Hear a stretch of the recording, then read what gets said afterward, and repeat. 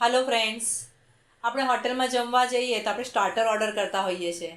તો આ સ્ટાર્ટરમાં કેવું પનીરની વાનગી એવી છે ને કે નાનાને પણ ભાવે, મોટાઓને પણ ભાવે. એટલે કોમન હોય છે પનીરનું સ્ટાર્ટર. તો આજે હું તમને છે ને પનીર ટીક્કાની રેસીપી ઘરે કેવી રીતે બનાવવાના ને એ બતાવું છું.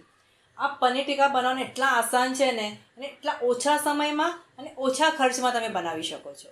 તો ચાલો ફ્રેન્ડ્સ, હવે આપણે રેસીપી જોઈશું.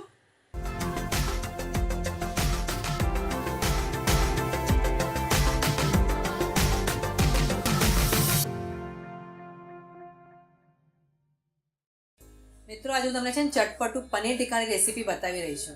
તમને એવું થાય કે આ રેસીપી બનાવવા માટે તમને ઓવન જોઈએ કે પેલી સ્ટીક આવે છે એ જોઈએ. ના, પણ તમારી પાસે જો નોનસ્ટિક પેન હોય ને તો પણ એના પર તમે મસ્ત તૈયાર કરી શકો છો. તમે આ રેસીપી જોશો ને એટલે તમને ખ્યાલ આવી જશે. પણ આ પનીર ટીક્કા બનાવવા માટે છે ને તમારે એને મેરિનેશન કરવું ઘણું જરૂરી છે. તો મેરિનેશન માટે શું સામગ્રી જોઈએ એ આપણે જોઈ લઈશું. 3 થી 4 ટેબલસ્પૂન દહીં, 1 થી 1.5 ટીસ્પૂન આદુ અને લસણની પેસ્ટ, 1 થી 1.5 ટેબલસ્પૂન ચણાનો લોટ, 3/4 ટીસ્પૂન ગરમ મસાલો, 1.5 થી 2 ટીસ્પૂન કશ્મીરી લાલ મરચું, 3/4 ટીસ્પૂન ચાટ મસાલો, 1 ટીસ્પૂન શેકેલા જીરાનો પાવડર, 1 ટીસ્પૂન કાળી મરીનો પાવડર, અડધા લીંબુનો રસ, સ્વાદ પ્રમાણે મીઠું, 1 ટીસ્પૂન કસૂરી મેથી અને થોડું તેલ. હવે એક બાઉલમાં આપણે 3 થી 4 ટેબલસ્પૂન દહીં લઈશું. આપણું દહીં ખાટું ના હોવું જોઈએ અને બને એટલું દહીં થીક લઈશું.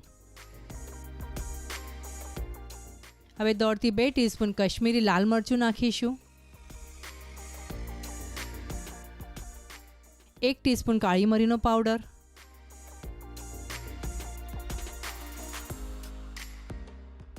1 ટીસ્પૂન શેકેલા જીરાનો પાવડર, 3/4 ટીસ્પૂન ગરમ મસાલો,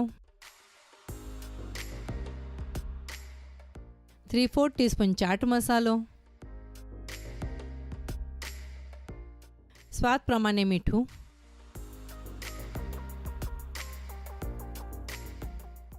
1 થી 1.5 ટીસ્પૂન આદુ અને લસણની પેસ્ટ,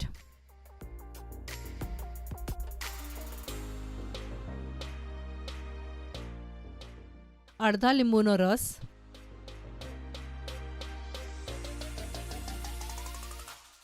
અને કસૂરી મેથીને આ રીતે હાથથી આપણે મસળીને નાખીશું. આ રીતે કસૂરી મેથીને મસળીને નાખવાથી પનીર ટીક્કાનો ટેસ્ટ ઘણો સરસ આવે છે. મિત્રો, અહીંયા મેં ફૂડ કલરનો બિલકુલ ઉપયોગ નથી કર્યો, પણ મેં કશ્મીરી લાલ મરચું વાપર્યું છે ને એટલે આ પનીર ટીક્કાનો કલર ઘણો સરસ અને લાલ આવશે. 1 થી 1.5 ટેબલસ્પૂન ચણાનો લોટ નાખીને સારી રીતે મિક્સ કરી લઈશું. ચમચીથી આ મિશ્રણને આપણે સારી રીતે મિક્સ કરી લઈશું. અને તમે બને તો મીઠું પણ હમણાં જ ટેસ્ટ કરી લેજો, કારણ જો મીઠાનું પ્રમાણ ઓછું હશે ને તો પનીર ટીક્કા ખાવાની મજા નહીં આવે. આ રીતે તમારું મિશ્રણ તૈયાર થઈ જશે. હવે એમાં થોડું તેલ નાખીને ફરીથી એકવાર મિક્સ કરીશું.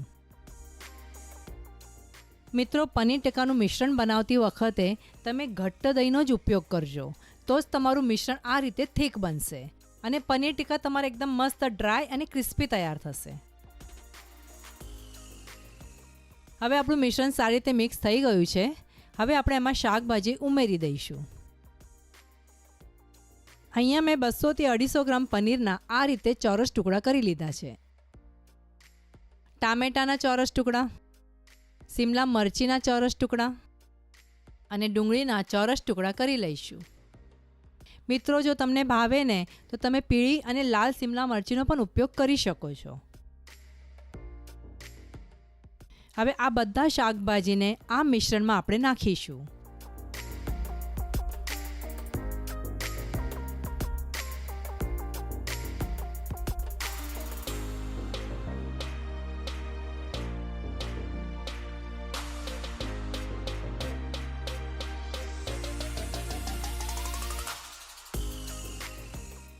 પનીર આપણું સોફ્ટ હોય છે એટલે આપણે હાથની મદદથી હલકા હાથેથી આ રીતે આપણે મિક્સ કરીશું.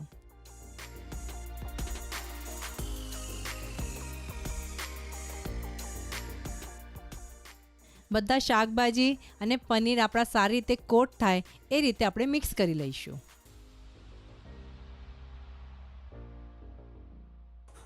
હવે આ શાકભાજી અને પનીરને આપણે મેરિનેટ કરીને અડધો કલાક માટે ફ્રીજમાં મૂકી દઈશું.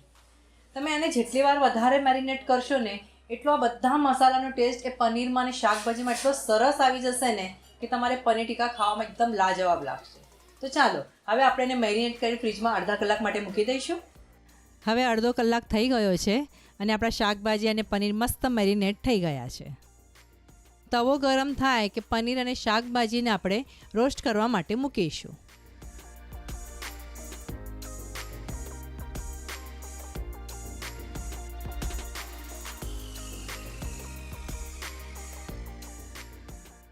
અને ઉપરથી આ રીતે આપણે મેલ્ટેડ બટર નાખીશું જેથી કરીને તમારા પનીર અને શાકભાજી તવા ઉપર ચોંટે નહીં.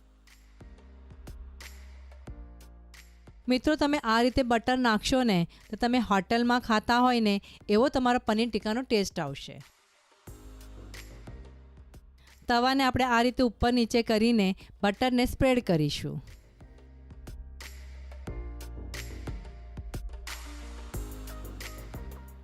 ચીપિયા અથવા ચમચાના મદદથી તમે આ રીતે પલટાવીને જોઈ પણ શકો છો કે તમારા નીચેથી પનીર અને શાકભાજી બ્રાઉન અને ક્રિસ્પી થયા છે કે નહીં. અને જો ના થયા હોય તો તમે ફરીથી ટર્ન કરીને મૂકી શકો છો. મિત્રો પનીર તમારું ફટાફટ ક્રિસ્પી અને બ્રાઉન થઈ જશે પણ શાકભાજી થતાં થોડી વાર લાગે છે. તો તમે લો ગેસ ઉપર આ શાકભાજીને ક્રિસ્પી અને બ્રાઉન થવા દેશો તો ખાવામાં એટલા સરસ અને ક્રન્ચી લાગશે ને કે બહુ મજા આવશે. તમે જોઈ શકો છો આ રીતે આપણા પનીર અને શાકભાજી નીચેથી બ્રાઉન થવા જોઈએ. જેમ જેમ તમારે ક્રિસ્પી અને બ્રાઉન થાય તમે પલટાવી દેશો. હવે આ પનીર ટિક્કાને આ રીતે આપણે પ્લેટમાં સર્વ કરીશું. કાંદા, લીંબુ અને ચટણી સાથે આ પનીર ટિક્કા વાહ વાહ, ખાવાની તો એક અલગ જ મજા આવશે. પનીર ટિક્કા ખાવા માટે તૈયાર છે. કેટલા ટેમ્પટિંગ લાગે છે ને પનીર ટિક્કા. તમને ગમ્યા કે નથી ગમ્યા? ગમ્યા છે ને તો તમે કમેન્ટ કેમ નથી કરતા?